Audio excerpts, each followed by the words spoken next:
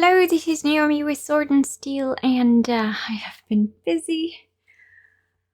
I hope you like what I've been up to.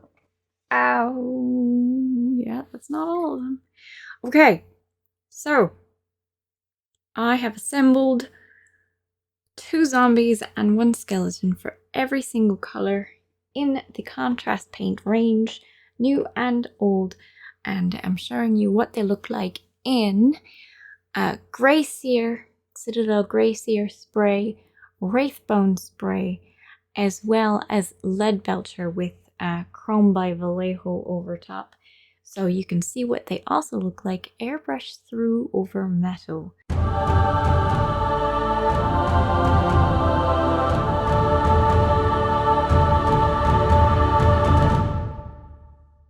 Games Workshop sent me one of all of the new contrast paints, and I collected one of each of the original contrast paints from my store to show a video with every single one of them in it. Most importantly though, I wanted to show you what all the contrast paints look over various primers, because I see them underestimated and that bothers me.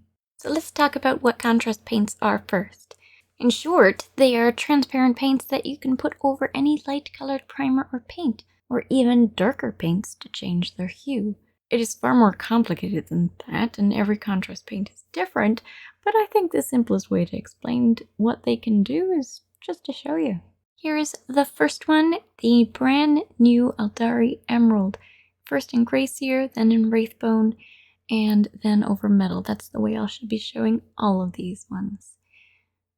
Next is the Aethermatic Blue. So I painted them best I could. I did not just do a random flurry of contrast paint over them. I painted what I thought would look good, and I pulled off any excess paint if I thought it needed it. This one is Aggaros Dunes, which makes a surprisingly nice golden color over metal. This one is Akhelian Green, which I really like, particularly over metal. It might make a nice sun's horse. This one is Apothecary White. As you can see, it has a more subtle effect. Some of them are going to have more flow improver than others. Didn't really do much to the metal model. This one is the new Asurmen Blue. It's so vibrant. I think it will make a whole lot of very cool effects, particularly over metal, I have to say. This one is the new Baal Red. It's also what's on my fingernails. It is very opaque. I did just say that contrast paints are transparent, but that one I would actually consider mostly opaque. This one is the Basilicanum Grey. I like to use it for stones. It didn't really do much to the model except for darkened it. This one is the new Bad Moon Yellow, which I think is really close to green. As you can see, it has a very tint of green. This one is the new Black Legion, which definitely covers more than the Black Templar did, which we'll see next. I have everything in alphabetical order to make it easier for you to find, as well as for me to find. So if you're looking for a particular color, it's all in alphabetical order. That was Black Templar, very similar to Black Legion, but not quite the same. I'll touch more on them in individual videos. This one is Blood Angels Red. The more transparent they are, the more the primer underneath affects how they look. For example, this one is Briar Queen Chill. It is quite thin, and so the primer really matters. This one is called Celestium Blue. I really like this blue. I think it might be my new favorite blue, just because it has a very hinted tint of purple in it. This one is called Creed Camo. I imagine dying forests with this one. A very basic green. This one is Cygor Brown, which is one of my favorite browns. and it matches lovely with to make a dark skin if you add it to something like Fyreslayer Flesh. This one is called Darkoath Green. And yes, I did notice that there were spots that I missed, but I have to get this video out, so I'll go back. Oh, this one is called Darkoath Flesh. Makes a nice subtle tinted metal when you put it over silver. This one is a new one called Doomfire Magenta. Much like the Baal Red, it is more opaque and makes for very neat metallic effects. This one is a Dreadful Visage. I think it makes very cool looking, I think it would make some nice statues. It doesn't really do much for the silver. This one is a new one called Frostheart. I'm very curious what it will look like over white, so I'll make certain to do that. But I think it looks really nice over these colors. I'm going to use it more on metal too. This one, of course, is my favorite Flesh Terrors Red. And you can do so much with this color. This one is called Fyreslayer Flesh. It's my favorite flesh tone, I have to say, and I combine it with other flesh tones to make all sorts of different colors. This one is Garaghak's Sewer. It definitely looked sewer-like.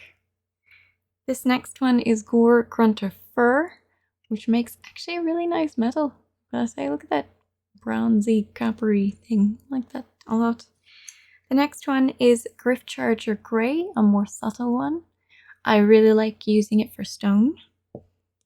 The next one is Gryph-Hound Orange. I don't actually use it very often, but it looks like it'd make a good pumpkin color and a pretty cool metal. This one is Guilliman Flesh.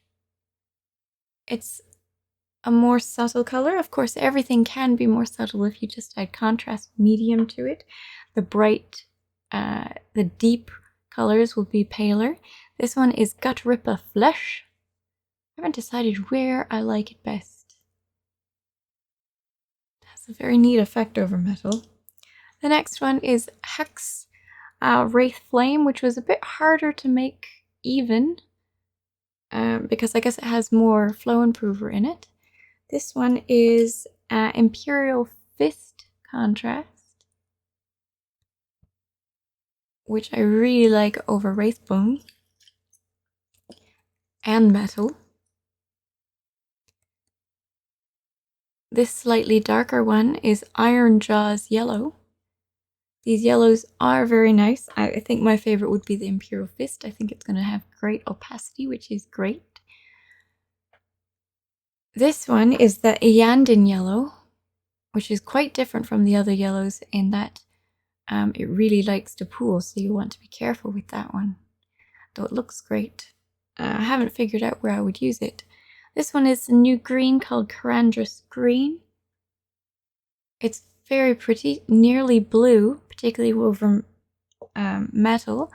This one is Kroxigor Scales. It is so bright and pretty. I think it would be a great highlight to Tarragon Turquoise. Look how good it looks over the metal. This one is Leviadon Blue. I love using it to shadow brighter blues, the underbellies of brighter blues all over the place, since it has a tint of purple. This one is a Leviathan Purple, which is a nice dark purple, where Shaiish was more grayish. Now this one is a nice vibrant purple, Luxian purple. You can easily make it lighter with contrast medium in it, and it goes over metal pretty well as well, particularly if you did it more subtly than I did. This one is a new one called Magmadroth Flame, which again is very opaque in comparison to the other contrast paints. I wouldn't really call it transparent that much. This one I really like for creepy skin colors. It's Magos Purple, but it makes a very pretty slight pink to your metal, which is nice. The next one is another new green, which I think I'll be using for grass, is a Mantis Warriors Green. It just has this vibrant yellowy green to it, and I think it would work great for greenery and scenes. This other one is Militarum Green, which is much duller, I guess, military green style. This one is Nazdrag Yellow, which is a nice golden yellow, particularly over metal. This one is Night Haunt Gloom. I think I like it best over the Grey Seer. I think the blue underneath is actually really nice. This one is Orc Flesh. And it looks great over metal too. I think I prefer it over metal to anything else. This one is Plaguebearer Flesh, which is actually nice for parchment. Very yellowy green. This one is Pilar Glacier, which probably will look best over white since that's what it was intended for. When I do an individual video, I'll do that. What it does to silver is to make it more cold. This one is Rattling Grime. Definitely looks grimy. I think I could use it for stains or stuff like that. Add a bit of gloss into it. This one is Shaiish Purple, which is a nice purple. I think it'd be great for shadows more than anything else. So it looks really neat and over metal. This one is the new Sigvald Burgundy, which is a very gorgeous color. I think I could even bring it out more with contrast medium. I'll try that in my individual video for the various paints. This one is Skeleton Horde, which is a very easy way to make skeleton bones, particularly if you dry brush over it with a paler color. This one is Snake Bite Leather, which particularly on Wraithbone I think makes a really good looking leather, I have to say, without any work, and a nice looking metal too. This one is Space Wolves Grey.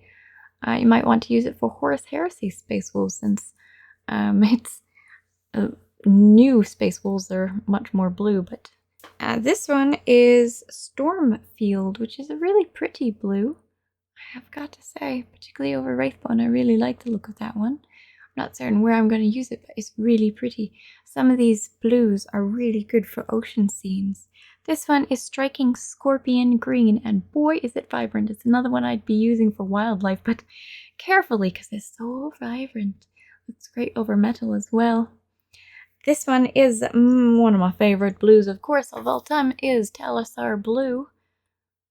I very much enjoy this color. I use it all over the place, and it looks great over metal. It really does. This one is Pterodon Turquoise, which I think with the new brighter turquoise now, they would work really nicely together. This one's Ultramarines Blue, which I think is also a great shadowing blue. This one is Volupus Pink, which I'd probably mix with a brown to shadow skin. It's a nice deep red. This one is Warped Lightning, which used to look so bright, but compared to the new bright ones, it's more like a shadow of these bright ones. Looks great over metal though. And lastly, we have Wildwood, which is my favorite tree dark wood color. It just looks great with little use. And that's it. Thanks for watching. I hope you enjoyed. Like and subscribe if you did. If you want to check out those individual videos in the future, you should subscribe to the channel. If you really appreciate the work that I have put in getting this Legend of contrast paints ready for you, you should consider becoming a patron or just giving a tip through PayPal if you like. Now to see how far I can take these paints and what cool effects I can create with them. Whew. So many things to do. Alright, bye. Oh boy, it's been a busy week. And by the way, happy Canada Day. And for those in the US, I hope you have a fantastic Independence Day. Yay, freedom!